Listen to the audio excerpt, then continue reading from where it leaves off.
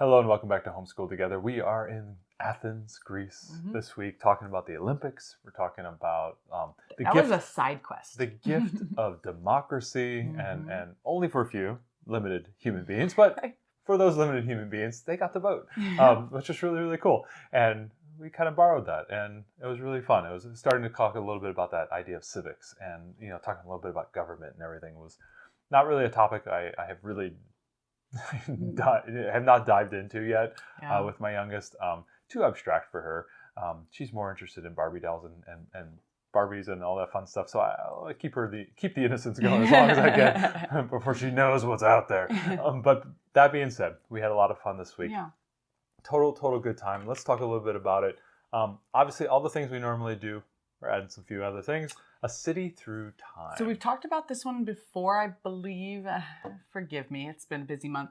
Very busy month. But yeah, this is one where it tracks a city as the times change, and we just wanted to highlight that it doesn't do every time and everything we've studied, but there's a Greek colony in here, so definitely go back to this book if you have it, or get it back from the library if that's what you're doing. We've got the whole series of these books. Right. There's A City Through Time, A Child Through Time, A Street Through Time. Yeah. A Street Through Time doesn't have the Greek one. A Child Through Time does have. Yeah. So anyway, this is really good, and it goes all the way through. These DK books are fantastic. If you don't have them or haven't seen them, they're really fantastic. They're really fabulous. And the funny thing is, kind of goes through as times change. We own a bunch of these books, and so very often through the curriculums, we're like, oh yeah, that's right. Right. Don't we have that book over there? We got to go back to it. And so what I think is cool about some of these through time books is that they're not just ancients. They're going to go all the way to modern times. And so we're going to keep referring back to them. And I'm like a visual book nerd, so I love them anyways. So continuing on that theme that we've talked about the last few weeks is the mythology. We're going to talk about another one. Right. Say it for me, Arrow. I think it's Mythology. Mythology is a book of Greek myths. Now, listen, if you're going to get, I would personally think if you're going to get one Greek myth book, I would go with this one. Right. These are the same folks that did the Aesop's Fables and the Grimm's Fairy Tales if you did Round the World Level 0. I think the stories are just long enough that you feel like you're getting something out of the story. Some of the other books really good pictures. We talked about, the stories are like 2 pages. And sometimes you're compressing it just a little too much. This one's always been about 3-4 pages long, and I felt like that was just enough. And again, we talked about it before, being able to kind of nibble on these stories throughout the week or the weeks as you're going through them, or if there's referenced in another book, you can then pull on the story.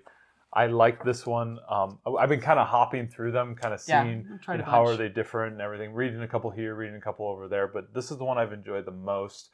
So I would recommend it. Yep. So we just wanted to show you another option for Greek mythology. You wouldn't want to be a Greek athlete. Now, we talked about the Olympics. Fortunately, coming up this summer is the Paris Olympics. This isn't part of the curriculum. We love the Olympics, and so we just thought we'd take this little side quest. And this was a good week that we could kind of lean into doing some Olympic stuff. They did reference the Olympics multiple times in some of the other stuff, but it was just always like on the side, like, oh, the Olympics over here and everything. Right. And so they've got you wouldn't want to be a Greek athlete. So in the same nature of these books, showing how horrible some stuff was in kind of a comedic way. Now, they did do a lot of naked wrestling and fighting and everything. They didn't show any of that in here. Yeah. It was playfully, but I was asked multiple times by my daughter, Daddy, why are they naked running around and doing all this stuff? And, so I'm like, well, that was a thing back then. We don't do that anymore. They didn't show anything. It's appropriate for kids. I was like, it's really hot in Greece. The clothes are optional. But anyway, this was a really great book. So if you're interested in studying the Olympics now or before the Paris Olympics, this would be a good book. And then we've got a couple of other books. This one, the Long Arm Ludy. Love this. This should be on your shelf if you have a young lady who is aspiring to be an athlete. God, this book was perfect. Right. So this is about a shot putter from the United States who participated in the first women's Olympics in 1920 something, because women weren't allowed to be in the Olympics. They created their own thing that they called the Olympics, that they got a little heat for using the Olympics word. But they created their own little thing. They did it for a couple cycles. And then it rebranded into some other name that was kind of like abstract. And then finally they got rolled into the real. Right. But this was the first time women had their own Olympics. And she was an American shot putter. Yeah. And it just told her whole story. And it told it in just a really fun, kind of jazzy way. There was cool, kind of different language in it. And it was actually like very like emotional. Like you could really feel the struggle of her, working really really hard and having to I don't have enough money to go to Paris, even though now I've just broken the American record, and then finding out that her entire school pitched in a couple dollars so that they could send their athletes to Paris, and then she's in there competing against I think it was another French athlete, and she ends up winning and everything. And it was really, really cool. What I loved about this book is that, you've heard about all these really famous Olympians, and, there's famous ones now, and of course in Olympic history. This is one that we had never heard of. So, and because it was the first woman Olympian, I just thought, what a cool thing. Yeah. So, and they have, obviously at the end, I always like this to see the real pictures of the athletes at the end. And there she was, Long Arm Ludy, doing her thing. Yeah, so this was a great one. If you're going to do Olympics at any time, I would highly recommend this one. It was really cute. It was a great book. I'm surprised it's not a Disney movie. Like, it feels like it. I know, it could be, right? It could be, yeah. This was a great one.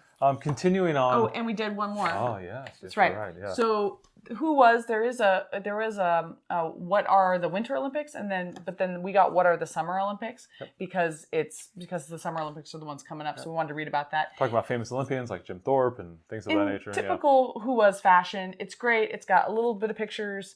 The chapters are fairly short, but it gives a lot of great factual information in a really interesting package. Our 8-year-old really likes these books. So I think if you get a chance to pick it up, or you want to do an Olympic study, this is a really good one to add in. These books are perfect for about 2 sittings. So if you have some schedule for the week that you can sit down with you're like, oh, the older kids doing basketball practice, I can sit down and read to my younger. You can do this in about 2 40-minute sittings. Yeah. This was a good one.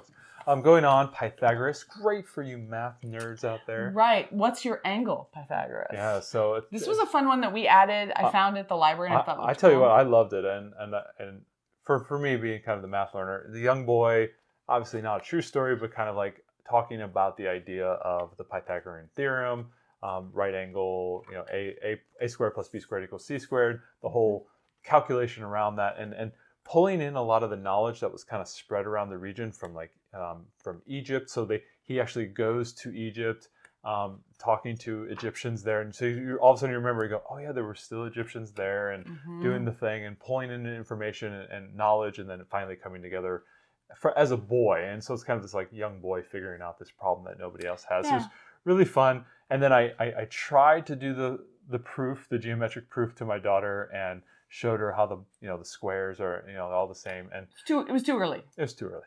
Yeah, she's only 8. Yeah. But this is a great book. This was great, and it shows a lot of practicality. What I like about books that showcase math in a practical way. So like the young boy had to figure out, they were trying to build a ladder so that they could build it against the wall so they could finish the roof, or they were trying to build blocks that had to be square, and they had to do some calculations, and it was all practical applications of the math. And it was kind of funny, at the same time at the Right Start Math we were doing fractions, and they were showing how fractions are in music, and in the way our fluid ounces are, gallon, half gallon, quart, that type of thing.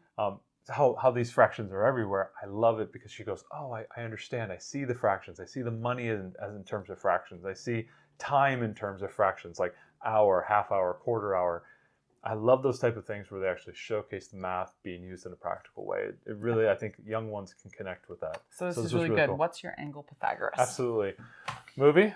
Yes. Clash of the Titans. Yes, this is a classic from the 80s. We did not watch when was that, 2000 something? That new one. So what I did was at the final scene when he's battling the Titan on the ocean, the newer one was a lot cooler than this one. It suffers from some old special effects. Our young kids did not care. There's a couple parts that are a little bit scary, I guess. Yeah, there's also a couple butts. Yes, there was a couple butts. But other than that, there was nothing that we thought was really inappropriate about it. And our kids really enjoyed it. There was a couple butts. Yeah, so...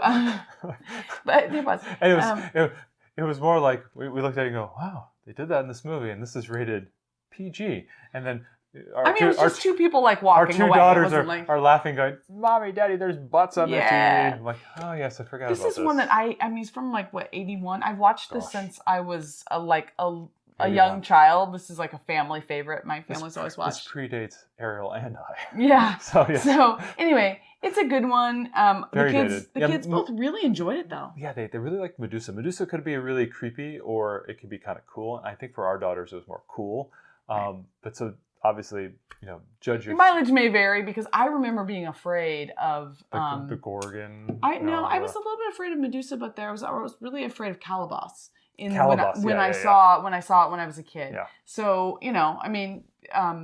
your mileage may vary with your kids, but we really enjoyed it and it was fun. And we're kind of continuing our Greek mythology. And they have some really cool clips on YouTube that's free to watch of you can compare and contrast the battle of the Titans and Pegasus and all that stuff. I thought the newer one looked like visually very stunning. I wonder, maybe we need to watch it. Maybe we're not giving it credit because it's not like this was a masterwork or something. It does have Liam. Actually says on the back, a grand and glorious masterwork. Yeah. But it does have, the new one has Liam Neeson and playing Zeus, I believe. Yeah, that's and he has a great line, "Release the Kraken."